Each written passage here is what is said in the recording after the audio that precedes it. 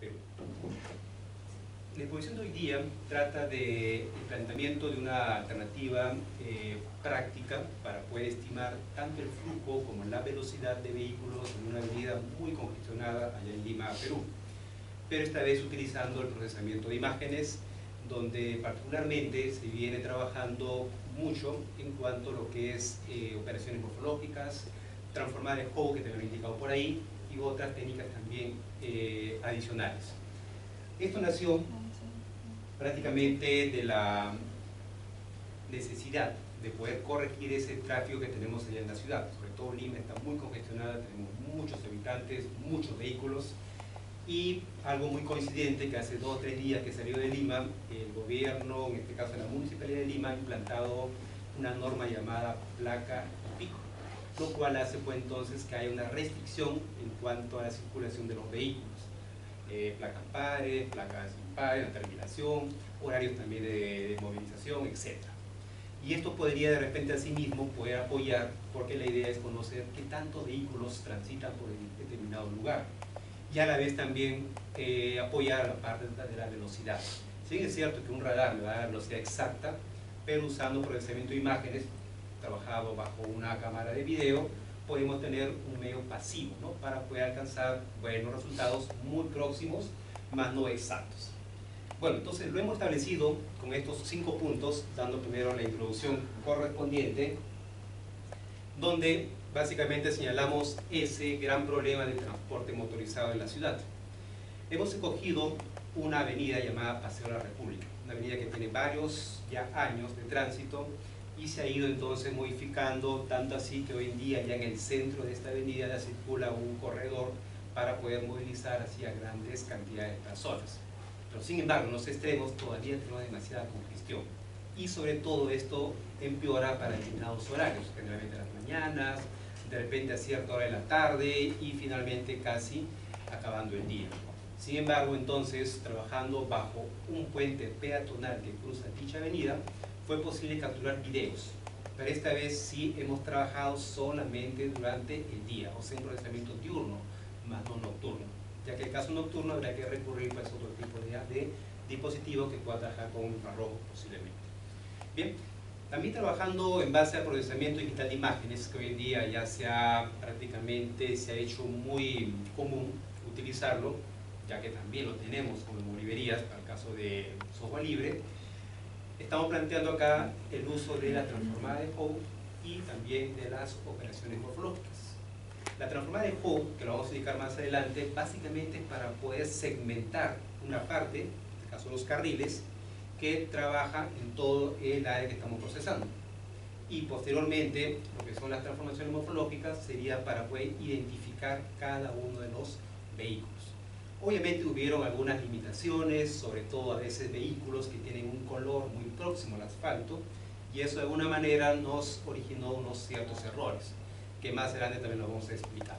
Entonces, nuestro objetivo sería implementar un medidor pasivo de flujo y velocidad de vehículos que sea económico y que pueda ser accesible para las instituciones, y poder entonces de esa manera regularizar el tránsito. Esta es la avenida que me estaba refiriendo, y la idea fue entonces ubicarnos en uno de los puentes peatonales o vehiculares para poder captar en un sentido que se va de un distrito que está en el oeste de la ciudad hacia el centro de la ciudad. De esta forma entonces elegimos la avenida llamada Vía Expresa, Paseo de la República, en Lima, con una dirección del distrito que está en el oeste llamada Chorrillos hacia el centro de la ciudad. Se tomaron entonces capturas por espacio de 8 o 10 minutos de varios videos, pero todos estos videos pues en un formato inicialmente por la cámara que utilizamos en formato MP4. Pues sí es cierto, MP4 nos da una muy buena resolución, una buena, digamos, calidad también en cuanto a cuadros por segundo, 30 cuadros por segundo. Fue demasiado para poder hacer el procesamiento, ya que se trabajó en base a la herramienta del MATLAB. Que tuvimos que realizar es cambiar el formato. De MP4 pasamos al AVI. Obviamente eso hizo que disminuyera tanto la resolución, como está indicado ahí, 240 por 320, y también el número de cuadros por segundo. De 30 bajamos a 25. Pero son unos cálculos muy simples en cuanto a lo que es la cantidad de cuadros, que se analiza la velocidad, los píxeles que van también incrementándose o analizándose por cada segundo. Vimos de que no era tan significante el cambio de 30 a 25 cuadros por segundo.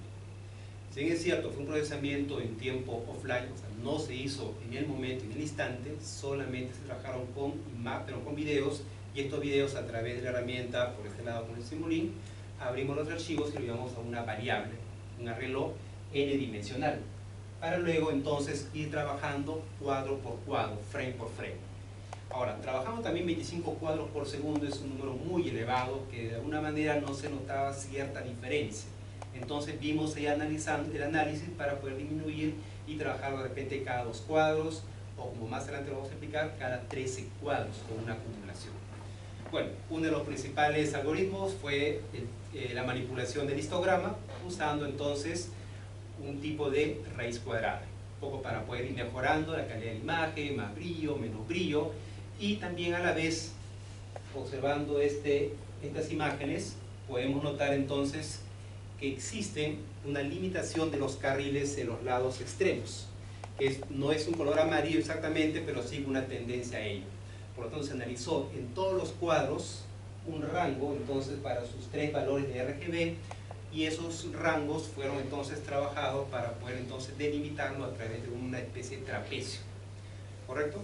Hizo una binarización, y la binarización permitió entonces que tengamos de esta imagen que está a colores, pasarla entonces por gris a través de su manipulación del histograma, y finalmente una imagen binaria, ubicado entonces con un umbral, pero ese umbral, como les indicaba, señalado por esos rangos de valores de R, G y de B.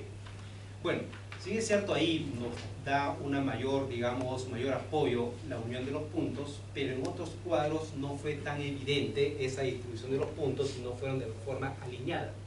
Por tal razón, entonces se recurre a la transformada de Howe. Esta transformada, entonces, basada en poder trazar una variedad de rectas por cada uno de los puntos o píxeles blancos, y esas rectas entonces iban a apoyar para poder entonces formar una matriz llamada la matriz de transformada de Howe, y observar cuáles son las que más se repiten o las que más pasan por determinado punto. Y esas son las elegidas para poder entonces establecer ya finalmente la limitación de esos carriles. Para eso entonces se trabajó forma polar, tenemos para el ángulo y tenemos también para el radio. Esto entonces permitió que yo formara una matriz de 500 por 500, y esa matriz poco a poco se va incrementando por cada intersección de ángulo y de radio, para saber, conocer cuál es la recta que más se condiciona a ese conjunto de puntos blancos. Bueno, una vez que ya se trazó entonces esa limitación, fue mucho más práctico entonces hacer una especie de producto lógico, para poder segmentar y solamente localizarnos en ese lugar. Por supuesto que muchos podemos pensar, ¿y qué sucede si un vehículo se encuentra en el lado izquierdo esperando? Obviamente eso se va a ignorar porque no contempla justamente el lugar donde ellos están circulando. Bueno, una vez que se encontró entonces la mejor recta, y se pudo delimitar y se trazó ese casi trapecio, y poder entonces segmentar el conjunto, digamos, de autos que están circulando, ya se pudo entonces continuar con los procesamientos que corresponden a las operaciones morfológicas. Una de ellas fue entonces utilizar un filtro llamado TOT-HAT. Este filtro entonces permitió resaltar los detalles en las zonas de bajo contraste. Esto permitió entonces que tengamos una imagen más o menos de esta apariencia, versus esta que es la inicial en un formato de gris. Como indicamos, no siempre los autos llevan pues un color bastante lejano al asfalto, entonces eso pudo de alguna manera entonces confundirnos en algún momento, en una oportunidad de un cuadro digamos examinado. Pero no olvidemos que estos cuadros no se van a analizar una por cada minuto, entonces eso quiere decir que en un determinado momento una fue ignorada, pero el siguiente sí fue reconocida, y así sucesivamente. Luego también hemos observado de que a partir más o menos de 1/3 de la imagen hacia abajo, teníamos una intensidad, por la forma que estaba más próximo, y lo que estaba más hacia arriba, otro tipo de intensidad. Por eso que se usaron también 2 umbrales para poder entonces delimitar justamente esas zonas blancas y las zonas oscuras. Bueno, luego hicieron también un análisis en cuanto a lo que es la velocidad. Se estableció un aproximado de 15 metros de profundidad para la captura de la fotografía, y una velocidad límite para esa vía muy congestionada. y trabajando a través de 2 frames por cada segundo, 2 cuadros, 2 imágenes, se pudo establecer como una cantidad de milisegundos para dicho análisis. Entonces, ¿qué queremos nosotros? Contar la cantidad de vehículos. Para esto establecimos una línea de referencia, prácticamente la fila número 60, y de esa manera pudimos entonces ver cuántas zonas blancas iban atravesando ellos. Pero claro, para poder pasar de esta imagen hacia la otra, tuvimos que hacer las operaciones morfológicas, entre ellas la dilatación, la erosión, la cerradura, con diferentes elementos estructurantes, verticales, horizontales, y hacer que esta imagen se pueda transformar en esta otra. En pocas palabras, cada vehículo era representado casi por una figura de esa forma.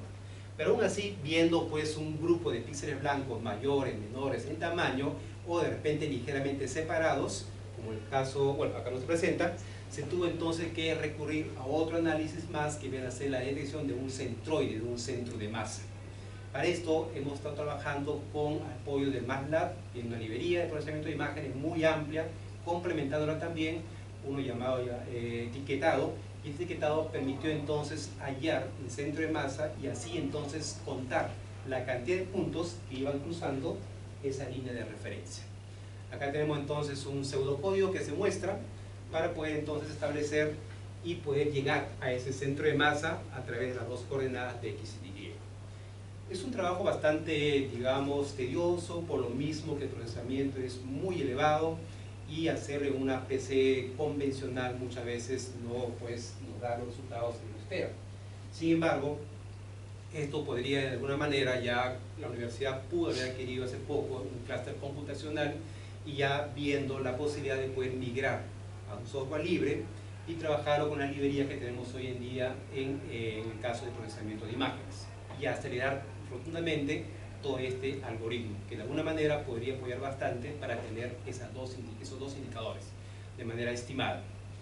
Para ello entonces, con la captura entonces de la fotografía, también se pudo hacer una especie de interfase gráfica usando el guide del MATLAB para poder verificar ahí cómo iba entonces presentándose los vehículos y también un cálculo aproximado de esa velocidad. Todo ello trabajado en offline, una cantidad de videos que fueron analizados por un tiempo determinado, donde se puede observar, en esta primera columna se puede observar el flujo aproximado que se pudo obtener a través del algoritmo, mientras que en el lado derecho tenemos el flujo verdadero. O sea, quiere decir que si los videos han sido, digamos, presentados, uno mismo se pudo contar vehículo por vehículo y poder ver entonces en base a un determinado tiempo cuál es esa frecuencia, cuál es el flujo, y hacemos las comparaciones. Como podemos notar, en algunos casos sí coincidió totalmente y en otros hubo unas diferencias. Justamente fueron por tales motivos, ya sea por el color del vehículo, tamaño del vehículo, en algunos casos también por la velocidad extrema del vehículo, porque se pueden dar casos que a veces los conductores exageran, están más allá de los 80, o como también por las técnicas que se utilizaron en cuanto a la dilatación y erosión, que prácticamente desaparecieron esa zona blanca y simplemente quedó como un auto fantasma. En cuanto a lo que es a la velocidad, no hubo manera de poder verificar o corroborar los resultados porque no se contó con un medio de radar para poder hacer esa comparación. Sin embargo, se tuvo un promedio prácticamente por debajo de los 80, lo cual indicó que menos había un respeto de la velocidad para ese conjunto de videos que hemos ido analizando. Bueno, entonces como conclusiones podemos decir lo siguiente: la velocidad promedio estimada para vehículo presentó ligeros errores por las razones que ya hemos indicado. El algoritmo de segmentación pudo haber sido uno de ellos, prácticamente desapareció el vehículo, y mostrando entonces unos autos que posiblemente fueron considerados como fantasmas. Segundo, podemos indicar también el análisis que se hizo con varios videos, que el tránsito es mayor en el primer y último día laborable de la semana. Bueno, eso ha coincidido prácticamente con muchos videos. Por alguna razón, primer día de la semana, llegar temprano, el último día de la semana, irse muy rápido para hacer los viajes, bueno, en fin. Y tercero, que no fue pues posible hacer esa comparación, verificación de las velocidades estimadas que se obtuvieron, debido a que no se contó con ningún instrumento electrónico o sofisticado de medición para corroborar tal resultado. Bueno, esta es la presentación y es todo. Muchas gracias.